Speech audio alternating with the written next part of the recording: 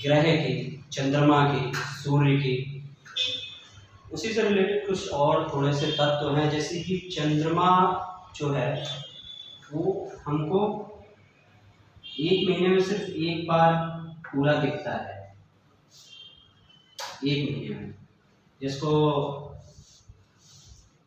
पूर्णिमा कहते हैं हम लोग। और जो नया चंद्रमा की रात्रि होती है, जिस दिन के बाद से चंद्रमा हमको दोबारा दिखना शुरू होता है, उसको अमावस्या कहते हैं।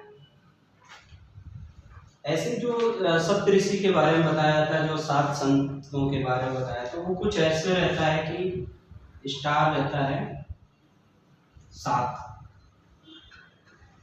इतना अच्छा ड्राइंग है नहीं हमारा, अपनी कोशिश करते हैं, हम बिंदु से ही समझ लेते हैं। तो इस तरह से कुछ रहता है, 2 की तरह 1 2 3 4 5 6 7। ये जो 7 तारे हैं, अगर हम यहाँ पर खड़े हैं,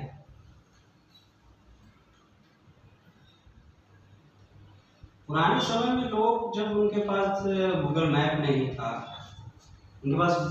नहीं था, और रास्ता पता करने का, जैसे रात में, अगर दिन में तो हम पूछ सकते हैं, कुछ कर सकते हैं, रात में अगर हमें दिशा का निर्देशन करना हो, और दिन में सूरज निकलता है, उससे हम निर्धारण कर सकते हैं। रात में अगर दिशा का निर्धारण करना होता, तो रात में तो पुराने समय में लोग एक तारे का इस्तेमाल करते थे, जिसको हम ध्रुव तारा बोलते थे।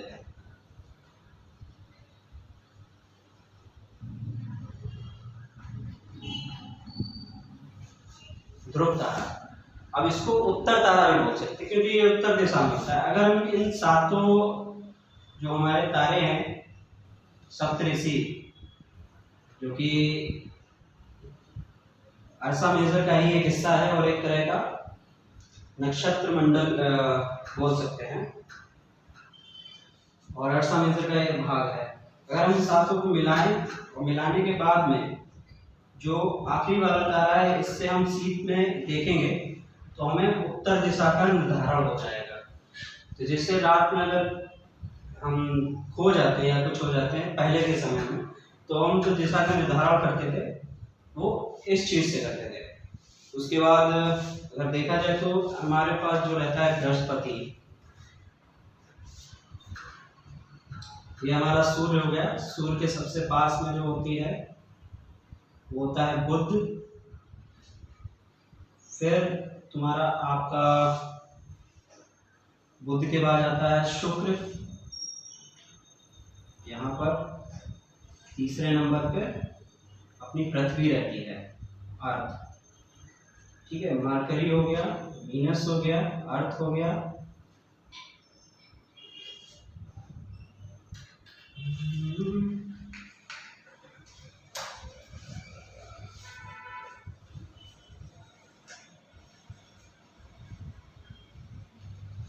ठीक है। तो सूर्य से जो सबसे नजदीक हमारा तारा हो जाएगा वो हमारा मरकरी हो जाएगा, उसके बाद वीनस हो जाएगा, और उसके बाद अर्थ आ जाएगा। फिर हमारा आ जाएगा बृहस्पति, जुपिटर, और उसके बाद आ जाएगा शनि। मेरा ब्लैक बोर्ड छोटा पड़ गया, क्या किया जाए इसके लिए, देखते हैं निकट भविष्य में अगर बड़ा मिल पाया तो। यूरेनस आ जाएगा,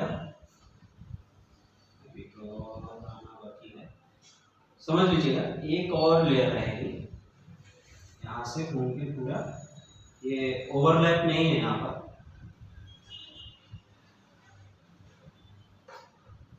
ड्राइंग तो मैंने कहा ही है कि इतना अच्छा नहीं है, फिर भी काम तो चल ही जाता है। हाँ, तो जुपिटर हो गया। जुपिटर के बाद में हमारा आ जाता है शनि, स्टॉर्म बोलते हैं जिसको। फिर आता है यूरेनस, और लास्ट में हमारा आ जाता है नेपच्यून, जिसको सैटर्न। ठीक है, तो सैटर्न, मरकरी, वीनस, अर्थ, जुपिटर, सैटर्न, यूरेनस और नेपच्यून, इसमें जो सबसे काम की बात है वो ये है कि पूछा जाता है कि सूर्य के सबसे नज़दीक कौन सा ग्रह होता है, तो हमारा मरकरी हो गया। और सूर्य से जो सबसे दूर होता है वो हमारा नेपच्यून हो गया। और पृथ्वी सूर्य से कितनी दूरी पे है, वो तीसरा ग्रह है। और आकार में अगर पूछी जाए तो पांचवा ग्रह है, जो कि पहले भी बताया था। एक इसमें और रोचक तत्व यह है कि जो बृहस्पति हमारा होता है, जुपिटर, शनि और यूरेनस, जुपिटर, शनि और यूरेनस, ये तीन जो होते हैं, इनके बीच में कुछ टुकड़े घूमते रहते हैं जिनको एक छल्लेदार पट्टी होती है, जिनको क्षुद्र ग्रह के नाम से हमने जाना था। और दूरबीन से हम उनको देख सकते हैं। बाकी इसमें दो तरह के होते हैं, एक आंतरिक ग्रह होता है और एक आपका बाहरी ग्रह होता है। इसमें कुछ रह गया क्या? हाँ यार, एक रह गया, आज के बाद मंगल तो किया ही नहीं है। ये मंगल,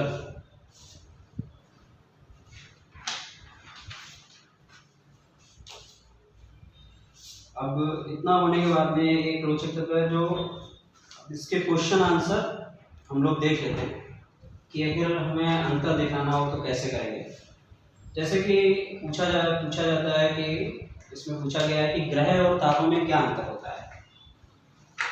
तो हमने पिछली बार पढ़ा था, ग्रह क्या होते हैं और तारे किन्हें कहते हैं।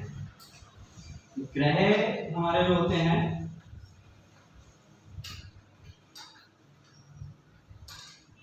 वो ठंडे होते हैं, उनमें अपनी ऊष्मा नहीं होती है और उनमें अपना प्रकाश नहीं होता है।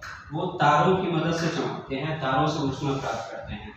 और तारे क्या होते हैं, जो कि बड़े होते हैं, गैस के बने होते हैं और आकार में भी बड़े होते हैं। जैसे कि सूर्य आकार में बड़ा है, लगभग 15 करोड़ किलोमीटर दूर होने के बावजूद भी हमको इतना बड़ा दिखाई देता है। और चंद्रमा बहुत पास है, 3,84,400 किलोमीटर ये पे है, फिर भी वो सूर्य जो है चंद्रमा के बराबर ही दिखाई देता है। अगर मान लीजिए कि चंद्रमा और सूर्य की जगह में रिप्लेस हो जाए तो सूर्य कितना बड़ा दिखाई देगा अपने आकार के हिसाब से। तो इसमें पूछा गया था ग्रह और तारों में क्या अंतर है। ग्रह जो होते हैं तारों के प्रकाश पर निर्भर रहते हैं।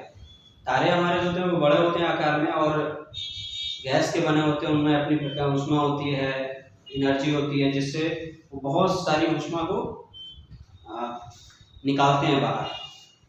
फिर इसमें हो जाता है कि सौर मंडल हम किसे कहते हैं। सौर मंडल के बारे में हम लोगों ने पढ़ा ही था पिछली बार, तो वही हमारा सौर मंडल हो गया। कि सौर मंडल हो गया हमारा, जैसे सूर्य है, 8 ग्रह हैं, सूर्य, 8 ग्रह, उपग्रह और खगोलीय पिंड, क्षुद्र ग्रह, इन सबको मिला के एक सौर मंडल बनता है, जिसको हम उल्का पिंड में मिला सकते हैं उसमें, जिससे परिवार का नाम दिया और परिवार का मुखिया जो है वो हमारा हो जाता है सूर्य। सूर्य से फिर अगला क्वेश्चन आ जाता है हमारा, सूर्य से कितनी दूरी के अनुसार सभी ग्रहों के नाम लिखिए। सूर्य से उनकी दूरी के अनुसार सभी ग्रहों के नाम अभी हम लोगों ने लिखे थे यहाँ पर, जिसमें हमारा अर्थ था, ठीक है, मरकरी था, वीनस था, अर्थ था, मार्स था, ये दूरी के हिसाब से हम लोगों ने लिखे थे। ऐसे ही हमारा जुपिटर, फिर सैटर्न, नेपच्यून, ठीक है, ये हमारे दूरी के हिसाब से हो गए।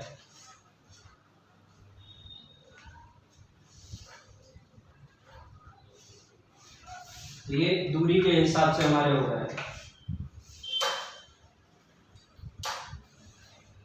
आगे वो पूछता है कि पृथ्वी को अद्भुत ग्रह क्यों कहते हैं। इसको तो बहुत अच्छा कॉमन सी बात है, पृथ्वी अद्भुत ग्रह क्योंकि पृथ्वी पर जीवन है। पृथ्वी ना तो गर्म है ना ही बहुत ज़्यादा ठंडी है, इतनी ठंडी नहीं कि हम ठंड से मर जाए, ना बहुत ज़्यादा गर्म है। पृथ्वी पर ऑक्सीजन है, सांस लेने योग्य हवाएं हैं, पृथ्वी समतल है और एक कहा जाए कि पूरी तरह से जो है पृथ्वी को जीवन के लिए बहुत ही अच्छी है, बहुत ही सुविधाजनक है, तो हम इसीलिए वो अद्भुत ग्रह है। अगला क्वेश्चन रहता है कि हम हमेशा चंद्रमा के एक ही भाग को क्यों देख पाते हैं।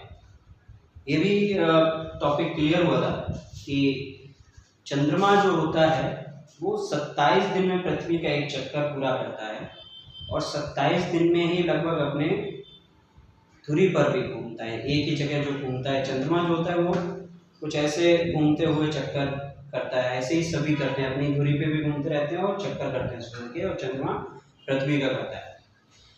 तो जब एक बार इसी वजह से हमें उसका हमेशा एक ही साइज दिखता है, वो घूम जाता है। ब्रह्मांड क्या है? ब्रह्मांड जैसे कि आकाश गंगाएं जो हैं वो बहुत सारे तारों और गैसों का एक समूह होता है, लाखों करोड़ों तारों के मिलकर एक आकाश गंगा मिलती है। ऐसी लाखों आकाश गंगाएं मिलकर एक ब्रह्मांड का निर्माण करती हैं। जैसे कि हमारी जो आकाश गंगा है उसको मिल्की वे कहते हैं। इसमें आगे जो है वो टिक मार्क वाले क्वेश्चन है। जैसे ये पूछता है किस ग्रह को पृथ्वी के जुड़वा ग्रह के नाम से जाना जाता है। हम जानते हैं कि एक शुक्र ही है जो पृथ्वी में आकार और आकृति में पृथ्वी के समान रहता है, इसलिए उसको उसकी जुड़वा ग्रह कहते हैं। अब सूर्य से फिर अगला है कि सूर्य से सबसे नजदीक ग्रह कौन सा है? तीसरा सबसे, सुनिएगा, दो तरह के क्वेश्चन हो सकते हैं। सूर्य से सबसे नजदीक ग्रह कौन सा है, ये पूछा है सूर्य से तीसरा सबसे नजदीक ग्रह कौन सा है। तो हम लोगों ने देखा था कि सूर्य से सबसे नजदीक हमारा मरकरी था और सूर्य से तीसरा जो ग्रह था वो हमारा अर्थ था, यानी जिस पे हम रहते हैं, वही हमारा सूर्य से तीसरा सबसे नजदीक ग्रह है। आगे ये कहता है कि सभी ग्रह सूर्य के चारों ओर किस प्रकार के वृत्त पर चक्कर लगाते हैं। अब ये शायद छूट गया है कि जो सूर्य है, जो मैं तो हमको पता ही है कि जो सूर्य के चारों ओर सारे ग्रह चक्कर लगाते हैं, तो वो जो चक्कर लगाते हैं वो गोल होता है, वृत्त होता है, या आयात होता है, या फिर दीर्घ वृत्ताकार होता है। 3 ऑप्शन दिए हैं इसमें, तो जिसमें कि ये गोल नहीं होता है, वो जो चक्कर लगाते हैं वो लगाते हैं दीर्घ वृत्ताकार में, हल्का अंडे नुमा आकृति में, इस तरह से। ठीक है। अगला है ध्रुव तारे से किस दिशा का ज्ञान होता है। अभी मैंने बताया कि ध्रुव तारे को हम लोग उत्तर तारा भी कहते हैं। ध्रुव तारे को उत्तर तारा भी कहते हैं। तो ध्रुव तारे से हमको किस दिशा का ज्ञान होता है? उत्तर दिशा का ज्ञान होता है।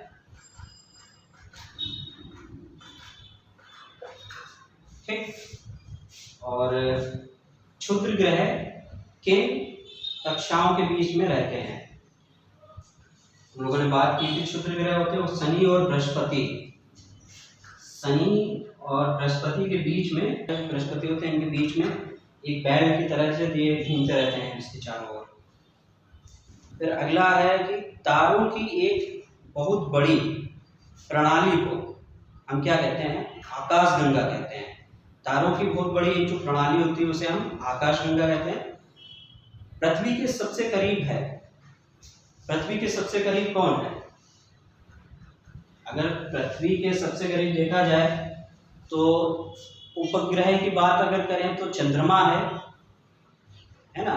उपग्रह से तीसरा सबसे नजदीक ग्रह, अभी बात हुई थी सूर्य से सबसे तीसरा नजदीक ग्रह कौन है।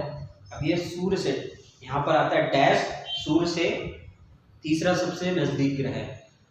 तो जिस पे हम रहते हैं पृथ्वी पर, वही सूर्य से तीसरा सबसे नजदीक ग्रह है। ग्रहों के पास में अपनी ऊष्मा तथा प्रकाश नहीं होता है, या ऐसे भी लिख सकते हैं ग्रहों के पास में अपनी ऊष्मा तथा प्रकाश नहीं होता है। ये ग्रहों की एक सिंपल सी डेफिनेशन भी हो गई, हमें पूरा लिखने की जरूरत नहीं पड़ती है कि ग्रहों के पास में अपनी ऊष्मा और प्रकाश का नहीं होता है, ऊष्मा और प्रकाश नहीं होती है। वो क्या नाम, तारों की ऊष्मा और प्रकाश से अपना काम चलाते हैं। नील आर्मस्ट्रांग जो थे वो पहले व्यक्ति थे जिन्होंने चांद पे कदम रखा, और इन्होंने ये कब रखा था, ये रखा था 21 जुलाई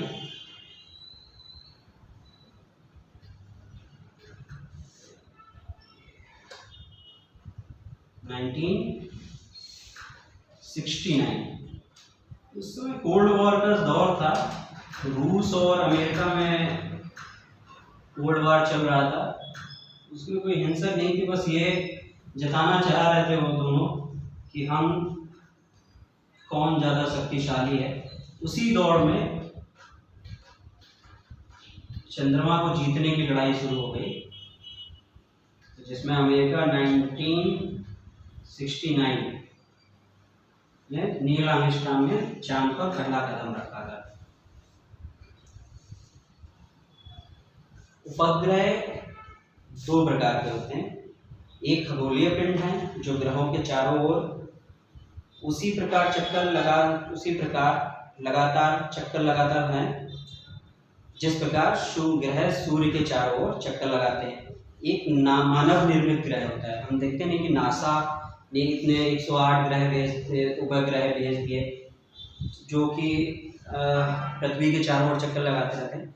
हम जो टेक्नोलॉजी का यूज़ करते हैं, जैसे कि मोबाइल हो गया, टेलीविज़न हो गया और दूरसंचार यंत्र हो गया जिससे हम बातचीत करते हैं, ये सारी चीज़ें, और हम मैप का यूज़ करते हैं, इन सारी चीज़ों को चलाने के लिए हमने सैटेलाइट रखी है, जिनको हम उपग्रह, जो मानव निर्मित उपग्रह होते हैं, कृत्रिम पिंड होते हैं, वैज्ञानिकों के द्वारा बनाए जाते हैं, जिसका उपयोग ब्रह्मांड के चारों ओर जानकारी प्राप्त करने और पृथ्वी पर संचार माध्यम के लिए किया जाता है। जानकारी भी लेते हैं और संचार माध्यम करते हैं, और इनको हम रॉकेट की मदद से अंतरिक्ष में स्थापित करते हैं या भेजते हैं। मेरे हिसाब से पहला चैप्टर हो गया, और इसमें जहाँ तक है मैंने पूरा कवर करने की कोशिश की है। कुछ छूटा हो, कुछ डाउट हो तो पूछेगा, मैं कोशिश करूँगा पूरी उसको क्लियर करूँ।